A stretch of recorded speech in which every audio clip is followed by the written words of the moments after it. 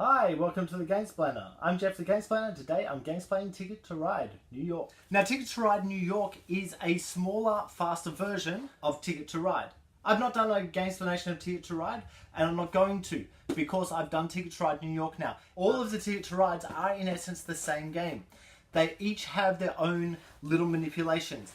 Other versions of the game that I have are France and Rails and Sails. Each of them have their own nuance. There is a reason to own more than one version of this.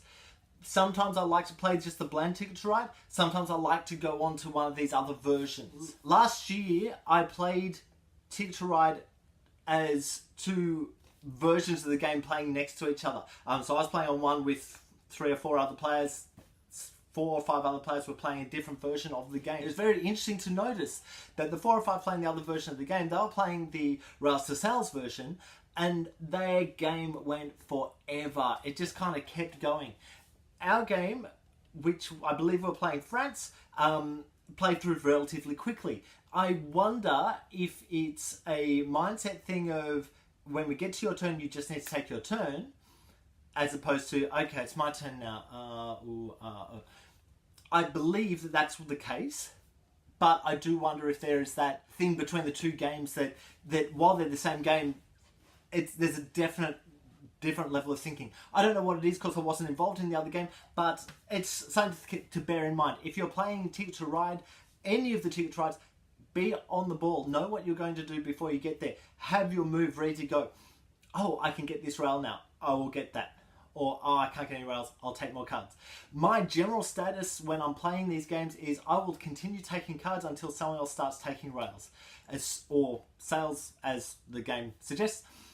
In which case, that's the point when I'll start looking at my hand. Each of the games have their own nuance. So I've found that the Europe version, there's you've got to use two ticket cards to kind of move through mountains. And even though you're only claiming a level 3, so 3 spaces, you've got to use 4 cards to get through there, and they've got ideas like that. Rails and Sails, you've obviously got this idea of sometimes you can use sail lines, so you're going from one country to another country. Sometimes you use rail lines, and so you're moving within the same country. On the France version, you're actually having to lay down the route before you then claim the route. So it's making 2 actions out of claiming a route. And if you lay down a route and someone else claims it, it's theirs. They've got it. So keeping all that in mind as you're playing is a really good thing to do. I really actually quite like that way of playing. The Ticket to Ride New York, which is the one that this one's about, plays really quickly. That's probably about a 15-minute game, if that. And just it goes. You've only got 15 things to put down. I believe they're taxis or buses or something to that effect. In this game, you're on Manhattan, and so the distance that you're able to travel and all the stuff you're able to do is far less in this game. So it actually makes it a tighter game. And it's quite a good game to get into it. It does only play with 4 players.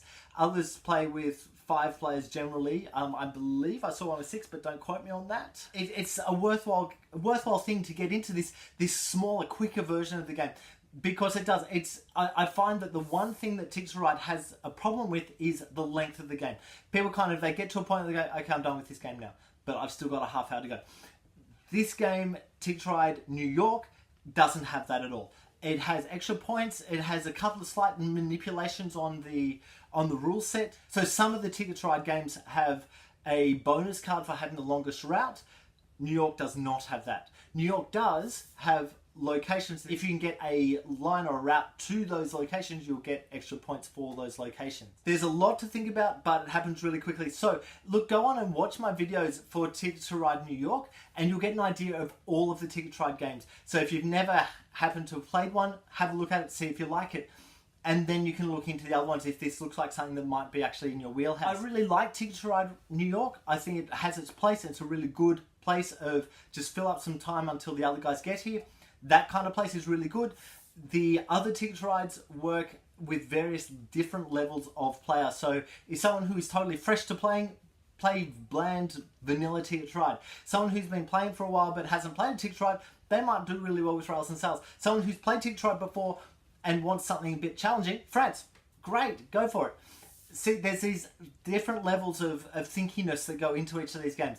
But for my money, New York is actually a really good one to own and good one to have on your list of games that you're playing, because you can just fill up a little bit of time while you're waiting for some other players to turn up. Look, I'll leave it there. If you've got any comments or suggestions, please write them below. If you have any games that you'd like to be Gamesplaned, please shoot me an email at thegamesplainer@gmail.com. Follow me on Instagram and Twitter at thegamesplainer to keep up to date with the games that I'm playing. Subscribe to my videos to keep up to date with the games that I'm gamesplaining. And until next time, enjoy gaming.